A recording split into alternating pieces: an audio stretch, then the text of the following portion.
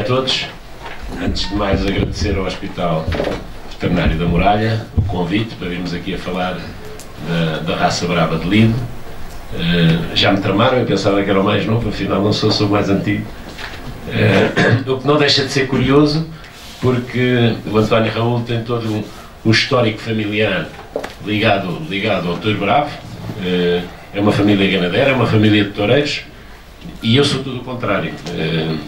Nasci em Lisboa, sou um lisboeta, que veio para o Alentejo aos 12 anos e que se fez aficionado, mas não tenho nenhum antecedentes familiares ligados ao touro bravo e, portanto, sou aquilo que se pode chamar um paraquedista nesta matéria. E pronto, também é uma perspectiva curiosa, não é? Como é que se começa uma ganadaria? E eu ia talvez começar por aí.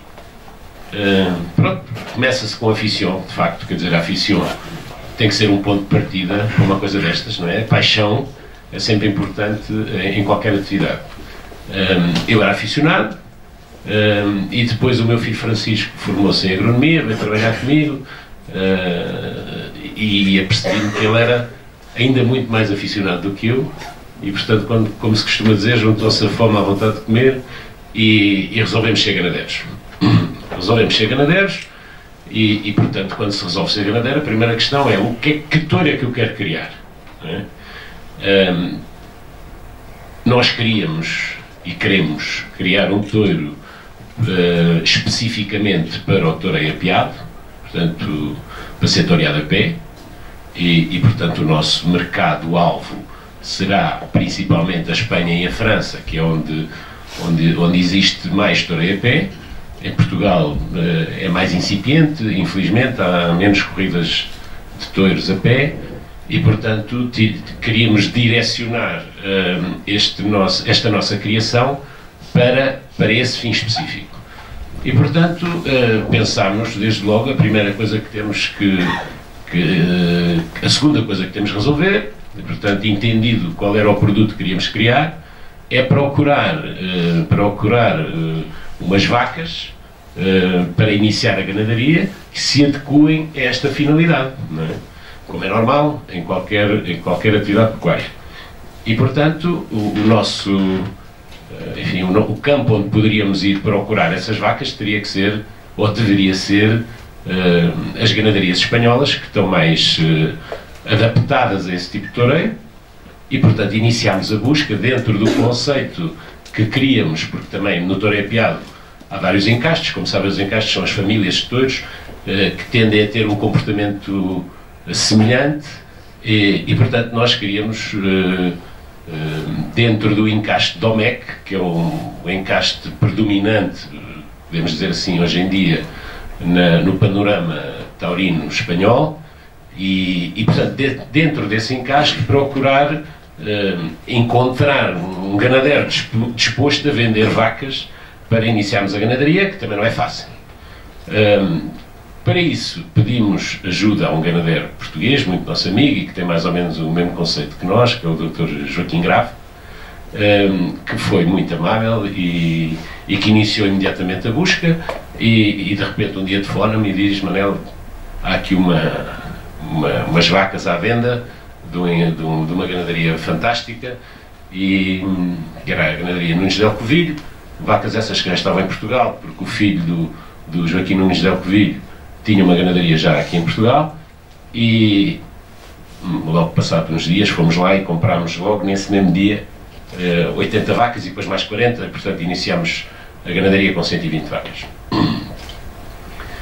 Portanto, antes de mais, na base de tudo, a genética, não é? Fomos tentar encontrar a melhor genética, como qualquer atividade pecuária, tentar encontrar a melhor genética para aquilo que queríamos criar.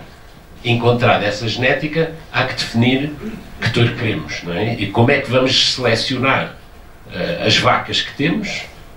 Como sabem, na raça brava, normalmente aos 2 anos tentamos as fêmeas todas e às vezes alguns machos, para escolher os progenitores pelo comportamento, essencialmente pelo comportamento.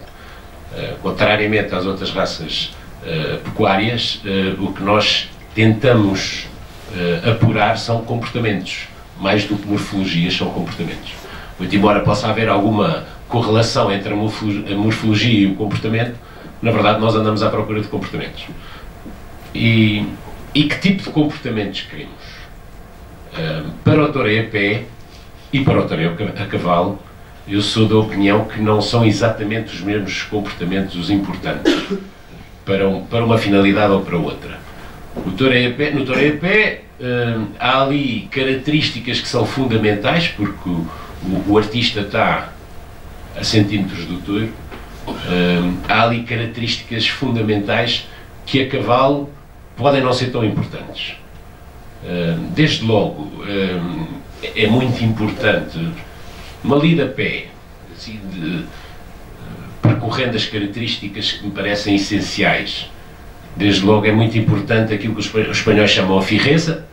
Um touro tem que estar centrado no toureiro, não pode andar distraído. É muito importante que esteja fixo no toureiro, para que ele possa exercer a sua função. Portanto, a firreza é logo a primeira característica, para mim, importante para um touro bravo. A seguir será talvez a prontidão. A prontidão com que o touro, quando é chamado, acomete aos enganos do toureiro.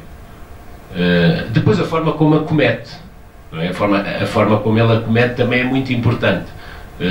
Com que ritmo vem, como é que humilha, como é que é o recorrido do touro, se permite os passos longos, se não permite os passos longos, se é nobre na investida. A nobreza, no fundo, é a ingenuidade do touro, deixar-se enganar pelos enganos do toureiro. Se ele é nobre, se não procura o toureiro, se vai atrás dos enganos sempre, sem olhar sequer para o toureiro. Isso é a nobreza do touro, e por aí fora. Portanto, há uma série, depois também é importante a transmissão. A transmissão é que é a característica mais complicada de explicar. E os aficionados falam muito na transmissão. Mas a transmissão é uma coisa muito subjetiva, porque a transmissão, no fundo, é as emoções que o touro me provoca, a mim, espectador. E nem todos nos emocionamos com a mesma coisa, nem todos nos emocionamos com os mesmos touros. E portanto, é muito importante perceber que tipo de emoção é que eu quero transmitir às pessoas. Porque há aficionados que gostam de touros, como é que é dizer, às vezes com gênio, touros que assustam toda a gente, que o toureiro está apavorado, não sabe o que há de fazer, touros às vezes intoreáveis, mas há pessoas que gostam desses touros. Há pessoas que gostam desses touros e a gente tem que respeitar o gosto de cada um. E portanto, para eles, a transmissão, para essas pessoas, a transmissão é um touro violento, é um touro perigoso, é um touro que põe o toureiro em pânico e a praça em pânico, e é um tipo de emoção respeitável como outra qualquer. Por mim, não é bem esse tipo de emoção que gosto. O que me emociona é um touro bravo, entregue, empenhado, nobre, que humilha, que permite ao toureiro desenvolver toda a sua arte sem ter que necessariamente estar-se a defender. Porque um toureiro, se tiver que se estar a defender, porque o touro é perigoso e não é nobre e anda à procura dele, é muito difícil para o toureiro desenvolver qualquer espécie de arte. Quer dizer, tem que estar ali a torear e a fugir do touro e sempre a fugir da cornada e sempre a defender-se, e é impossível fazer uma obra de arte se a pessoa está à defesa. E depois, dentro destes conceitos, às vezes há algumas confusões, porque principalmente no que é bravura. O que é bravura? O Dr. Vasco Lucas disse há pouco e bem que a bravura é uma criação do homem. Quer dizer, o homem pegou num touro bravio e ao longo destes 3 séculos, gerações e gerações de ganadeiros andaram a transformar esse touro bravio num touro que se adequa a esta finalidade que é o toureiro. E portanto a bravura é algo cultural, é algo que o homem aportou a esta raça, através da seleção, obviamente, mas foi conduzindo a descendência desses touros bravios no sentido de um touro de lido moderno que existe hoje, que é um touro que permite esse desenvolvimento dessa arte. E às vezes a bravura é entendida de outra forma. Esta é também a forma como eu entendo a bravura. A bravura, no fundo, a chamada bravura integral, que implica todos aqueles caracteres e mais alguns que eu falei há pouco.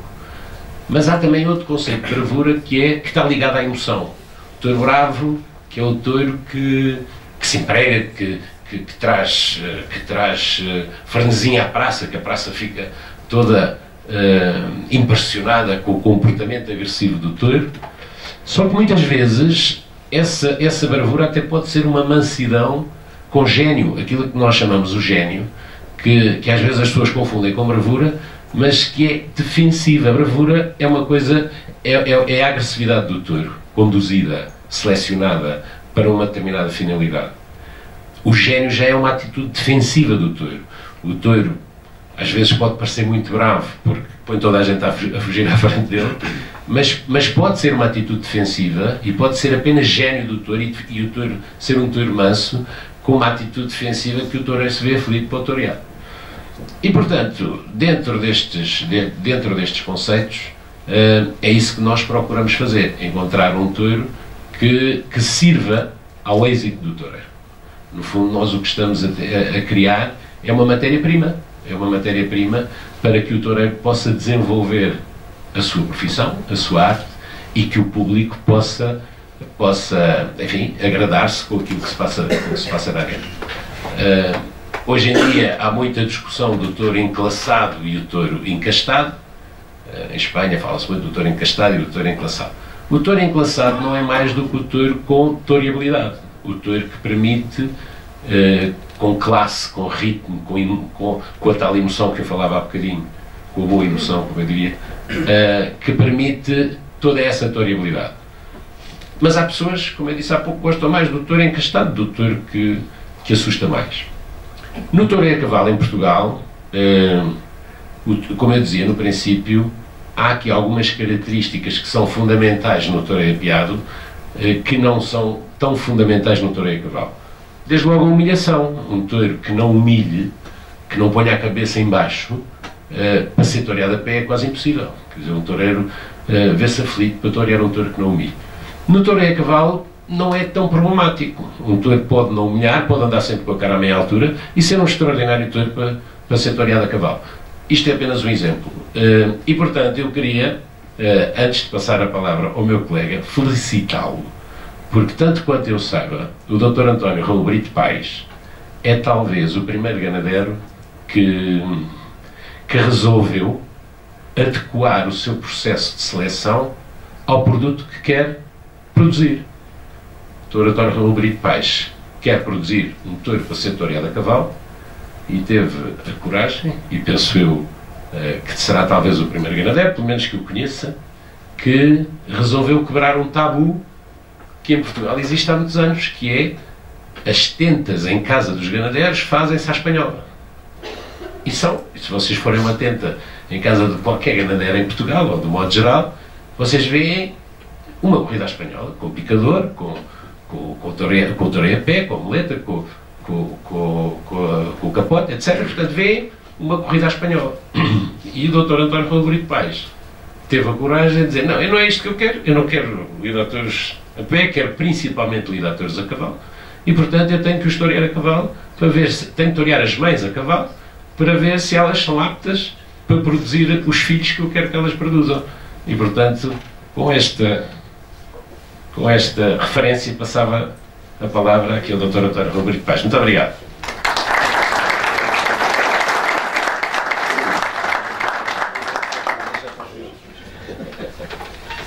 Eu quero agradecer ao Hospital da Muralha de Évora o convite que me fizeram, a confiança que tiveram em mim, e ao mesmo tempo agradecer esta casa cheia para nos ouvir e, enfim, para falarmos de touros, que é importantíssimo falar-se de touros.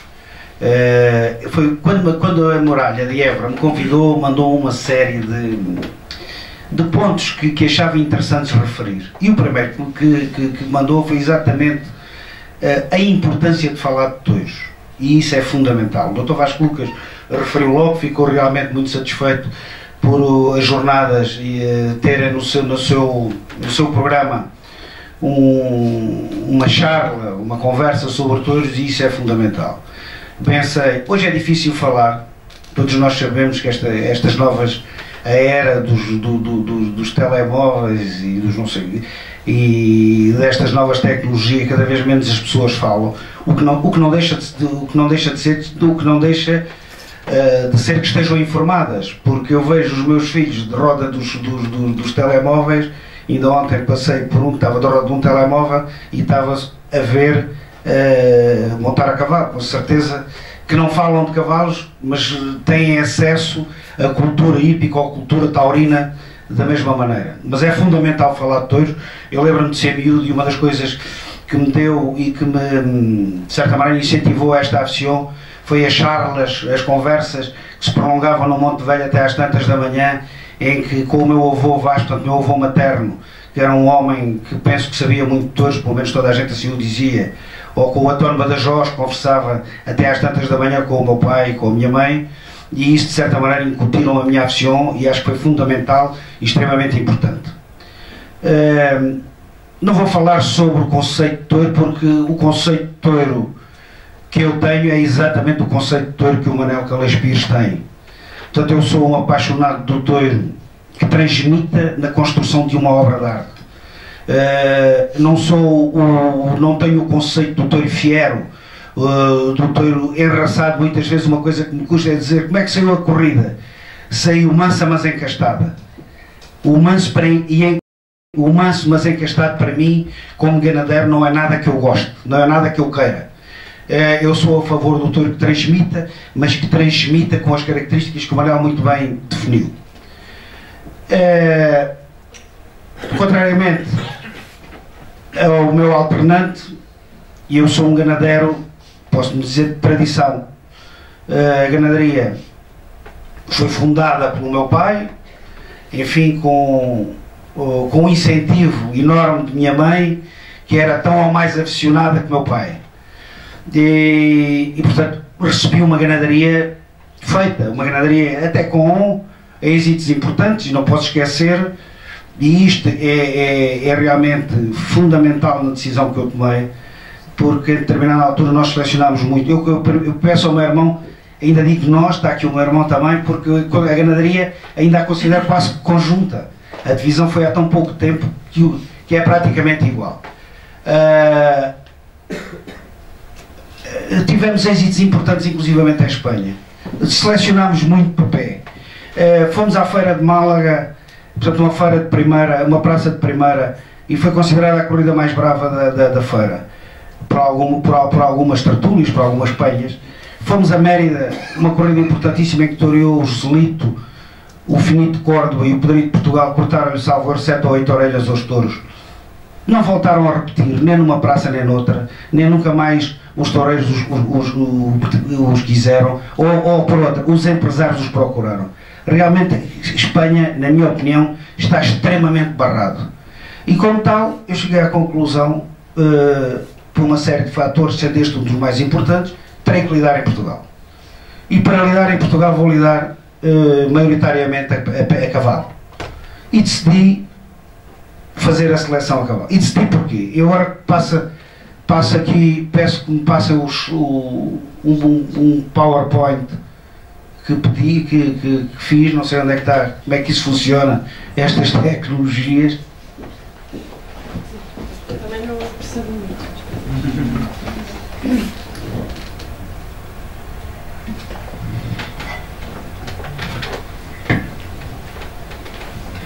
Vou-me basear um bocadinho, não, pronto, começa aqui. Portanto, isto é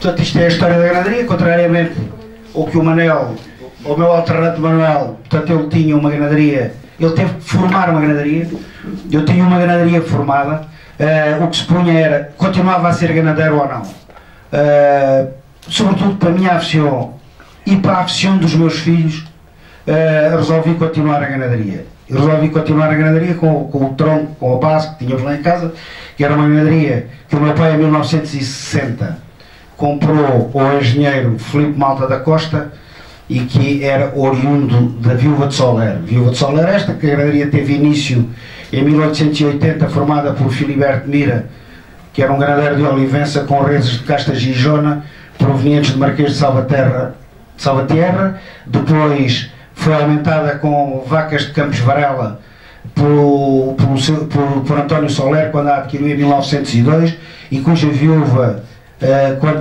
incorporou touros, sobretudo quando lá corte. Portanto, eu apanhei este ramo porque uma parte desta ganaderia, a maior parte desta ganaderia vendida a Cláudio Moura, vai parar a Dom Diogo Passanha, dando origem à ganaderia de Dona Mariana Passanha, e outra parte vai a António Durão, que vende o seu efetivo. Uma parte, penso que é Oliveira Irmãos, ou pelo menos um grupo de vacas vai parar a Oliveira Irmãos, e outro ao engenheiro Filipe Malta da Costa. O engenheiro Filipe Malta da Costa, quando o meu pai adquiriu a ganaderia, já lhe tinha posto sementais de Pinto Barreiros.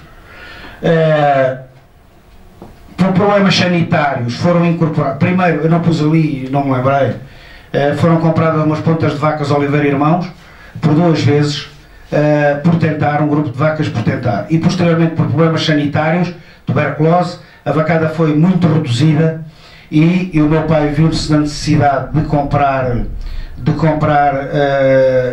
vacas de fora, e comprou um lote de vacas de Vasconcelos de Andrade. Posteriormente, após a morte do meu pai, pela vacada estar ainda com um número muito pequeno de vacas, nós acabamos por comprar um grupo de grande de vacas de António Cabral Ascensão. E aqui começa realmente o declínio da ganaderia. Eu não estou a dizer que a nossa ganaderia que é melhor que a outra, nem pouco mais ou menos. O que estou a dizer é que não resultou, com a incorporação destes grupos de vacas, a ganaderia teve um baixo do ponto de vista funcional. Houve corridas que marcaram para negativa a ganaderia, nomeadamente uma corrida televisionada que teve um impacto enorme, e a ganaderia sofreu um baixo. E baixo esse, com a diminuição do custo, do valor do touro, portanto a ganaderia diminuiu também de tamanho, e foi difícil realmente ascender aos lugares que já tinha. Portanto, em 2013, depois da morte do meu pai e de minha mãe, resolvemos dividir a ganaderia em dois grupos, em 2 lotes. Um para o meu irmão, que mantém antiguidade e divisa e ferro, e outro para mim, que é corrido o nome de António Brito Pais, embora o seu detentor seja a Sociedade Agropecuária da Amejoafa. Este ferro, o VM, é o ferro do meu avô materno, e eu aumentei ao amarelo e branco. E porquê amarelo? Porque é que a ganaderia tinha a divisa amarela e branca? Porque eram as cores de veterinária. O amarelo e branco aumentei-lhe o Bordeaux. Pode passar? Portanto, isto era o que nós fazíamos, a tenta tradicional. Eu tenho a sorte dos meus filhos serem grandes aficionados, e aficionados práticos, que é o meu filho Luís, que eu acho que pica bastante bem. Portanto, isto é ainda no Monte Velho, portanto, o solar antigo da ganaderia. Portanto, fazia 3 testes, e havia muitas vacas que só passado estes 3 testes é que eu as considerava completamente dentro do efetivo meio. Era uma tenta tradicional, que está aqui. Passados 3 ou 4 anos eram toreadas a cavalo, e depois ainda passavam por progeny teste. Ou seja, estas vacas que passavam estes 2 testes e cujos filhos, ou 3º ou 4º filho, não davam bons resultados, eram eliminadas. E o que é que eu fazia para permitir este aperto, digamos, de seleção? Abria um bocadinho a mão na tenta tradicional. Aprovava mais vacas que o costume, para depois, com mais destes 2 testes, poder ter um efetivo que achasse ajustado. Não se importa de passar. A seleção. Depois de tomar, quer dizer, com o meu pai e com a minha mãe viva, era impossível pensar em modificar o esquema de seleção. Ou seja, eles acreditavam piamente que a seleção passava unicamente, exclusivamente por patenta. Eu tinha algumas dúvidas. Estas dúvidas, vamos a ver se as consigo dissipar, porque partindo de uma ganaderia exatamente igual, selecionando de maneira diferente, só daqui a alguns anos vai ver quem é que tem razão. Se a minha cai, qual é a evolução de cada ganaderia. Portanto, deixei de ter a tenta tradicional e passei a fazer a tenta a cavalo. E porquê? Porque não há concordância entre a nota da tenta tradicional e um grande número de vacas com a doutora a cavalo. Eu peço que passe. Aqui tenho uma vaca, tenho a vaca 892, que foi uma vaca fantástica, portanto que tem quase nota máxima na tenta, e no toureio a cavalo não serviu. Diz ela na tenta, alegre, 4 varas de todos os lados, a ir pronta, metendo a cara e a ficar entregue debaixo do cavalo. Depois, muleta, muito alegre, focinho no chão, com recorrido, prontidão e muita duração, brava e com classe, diz aquilo. Portanto, isto foi, a tenta foi a 26 de 3 de 2007 e em 2011, ou seja, 4 anos depois, esta vaca foi toreada a cavalo. E diz, e porquê só 4 anos? Porque as vacas, depois de tentadas 1, 2, 3 anos depois, normalmente não servem para torear a cavalo. E diz, toreada a cavalo em 15 de 4 de 2011, violenta, sem humilhar, com retorno e sem entrega. Aqui diz, pouco interesse. Pode passar, se achar. Depois tenho outra vaca, 745, tentada em 6 de 4 de 2004, boa nas varas, a arrancar-se pronta e a empurrar. Na muleta, 4, ter recorrido e qualidade, raspou um pouco, nota final, 8. Toreada a cavalo em 21 de 4 de 2007, fácil no capote, mansa e com crenças no cavalo. Pode passar outra vez, senhor. Outra vaca, 644, uma vaca de nota muito boa, foi uma vaca extraordinária e que diz 5 varas a ir com classe, a última a ir da porta dos curros. Na muleta, muitos passos a investir com classe. Toreada a cavalo em 27 de 4 de 2004, sem se entregar, trotona e abanta, mansa a refogar. Portanto, isto eu mostrei aqui 3 exemplos, mas não são 3, são muitos. Como é 90% dos casos, não se importa andar para trás.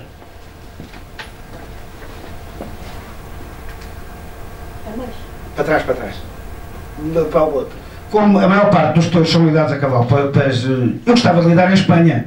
Veja, é quase impossível com o efetivo que tenho e com. Porque me limita também muito no enlutar dos touros, das corridas e isso tudo, e pela dificuldade que já vi que há na entrada do mercado espanhol, ou pelo menos no mercado interessante espanhol, porque ir aos pueblos vai-se com alguma facilidade, mas os preços são iguais aos de cá e o interesse também é muito relativo. Portanto, 90% dos touros serem lidados a cavalo, por pensar que cada vez mais um touro tem que ser especialista. Eu acho que o touro hoje, aquela ideia, hoje o touro sai à arena e o toureiro faz. Não, o touro hoje é especialista. Se queremos vender bem o produto, temos que ter um touro especialista. O Vitorino Martins tem um touro especialista, o meu touro tem um touro especialista, o Nunes Delcovic tem outro touro com outra especialidade, e eu acho que o touro hoje tem que ser especialista. E para achar que há a maior concordância entre o comportamento das vacas toreadas a cavalo e os touros corridos na lida equestre com a tenta tradicional, cedia aquele tipo de seleção. Ora bem, agora passo-me para a frente. O tipo de seleção, portanto, é o toureio a cavalo utilizando ferros com o mesmo efeito que apoia. O que é que eu chamo de ferros com o mesmo efeito que apoia? Ferros que castiguem. Eu não quis dizer ali que castiguem, que alejem, porque hoje em dia o castigo parece que é uma palavra que não se pode utilizar. Portanto, o animal leva ferros que lhe façam doer, que saibam para o que é que vão, se querem ser bravos ou não. O que é a bravura? É isto, responder às suas agressões, responder àquilo que é maltrato, que é violento. Portanto, uma coisa que eu dou logo muita importância é a maneira como saem dos corrais. Portanto, eu não gosto do animal que sai à banda, que sai tortão, gosto da vaca que sai lá dentro. Eu estou aqui para investir, estou aqui para a luta. Sai alegre, sai a querer investir. Portanto, dou muita importância à maneira como sai. Depois, como vejo a primeira investida no capote, que também é fundamental e está muito correlacionado com a tal saída, com a tal alegria, com a tal entrega de saída. Portanto, toreia a cavalo, e ao fim do segundo ou terceiro cavalo é toreada de muleta. Como vem, a vaca está a ser toreada de muleta, e tem 4 ferros, postos. Portanto, veja a maneira como ela humilha, como ela se entrega, é sobretudo para ver a humilhação e o recorrido. E depois, a seguir, volta a entrar outra vez o cavalo. Isto vai um bocadinho, pediram o touro do século XXI. E para isso temos que andar um bocadinho para trás e pensar o que é que foi o touro no passado. O touro no passado era um touro muito menos pesado, muito mais atlético e, como tal, muito mais ágil e imprevisível. Tinha talvez menos humilhação e menos duração, logo menos toreabilidade. O touro no presente, na minha opinião e na opinião da maior parte, quer dos ganadeiros, quer dos bons aficionados, é demasiadamente grande e pesado. Não há atleta nenhum que possa ter excesso de quilos. E eu não posso pôr num touro de encaste de Olmeca ou de encaste de Parladé, o mesmo peso que posso pôr num grupo, de maneira nenhuma. E hoje quer-se o touro quase que, se o touro não tiver 500 quilos, já não sou capaz de o vender para praça nenhuma, nem sequer para uma desmontada. O que contra mim é um contrassenso brutal, porque o touro o que tem que ter é trapio. E o trapio não tem nada a ver com o peso. Eu acho que há duas coisas péssimas nas praças de touros. Uma é a balança e outra é o microfone. Acho que são duas coisas que deveriam ser abolidas das praças de touros. Porque o touro não se pode pesar aos quilos, não se pode medir aos quilos. Há touros com 430 quilos que têm um trapio para sair em qualquer praça de touros. Portanto, eu acho que o touro do futuro terá que diminuir de volume, de peso, sem afetar o trapio e estar de acordo com o tronco a que pertence. O touro hoje tem que ter investidas largas e humilhadas. Tem que ser nobre e que permitam faenas belas. Porque mesmo o Vitorino, que é dito uma ganaderia tourista, vive do touro que humilha, do touro que investe, do touro que mete o focinho no chão, se não vimos o touro de Sevilha, não é? Vejamos o touro de Sevilha, porque todos defendem o touro, mesmo os touristas que defendem o touro agressivo, ficam muito contentes quando os touros investem. Isto é que não teremos ilusões. Eles defendem uma dama que é a sua, mas gostavam que fosse outra. É difícil e importante, têm que transmitir. É a tal suscetibilidade que falava o Manuel Calóis Pires. E têm que permitir faenas largas. Cada vez mais as faenas têm que ser largas e belas. Portanto, isto vai se manter para o futuro. Eu agora vou deixar aqui, vou deitar aqui uma acha para a fogueira, de que vai muito controversa, e que eu acho que estas controvérsias são importantes para pormos toda esta gente a falar e a discutir. Eu não sei, nós temos uma festa que em relação aos espanhóis tem uma vantagem, é que consegue subsistir com menos sangue. Ou seja, não tenhamos ilusões que vamos ter grandes pressões de todos os lobbies para que cada vez haja menos, cá está a tal palavra, castigo aos touros. Eu penso que uma das maneiras que nós, ganadeiros, teremos que nos ir preparando. Hoje há menos castigo. Hoje as bandarilhas que se põem nos touros castigam, quer as compridos, quer os ferros compridos, quer as bandarilhas curtas, castigam significativamente menos que o que castigavam há 5 ou 6 anos. Portanto, nós temos que nos ir preparando, na minha opinião, para um touro que mantenha a sua investida, os 20 minutos de lide, com menos castigo que o que era antigamente. Acho que os ganadeiros responderam sempre às necessidades do toureio, da evolução do toureio, responderam sempre e rapidamente. Portanto, eu penso que nós temos que, em Portugal, pode acontecer, temos que redução de castigo e temos que ter os touros a investirem os mesmos 20 minutos. Não se importa de passar. Para baixo, para baixo. Isto é a comercialização do touro, toda a gente sabe, não tem nada de novo. Nós em Portugal temos a vantagem de poder trazer o touro, portanto o touro não é abatido, e na minha opinião, há bocadinho comentava isso com o Manuel Calixto Pires, que é fundamental isto dos festejos populares. E eu não tenho nada, eu não sou contra os ganadeiros venderem quer os touros corridos, quer vacas para os festejos populares ou para, enfim, detentores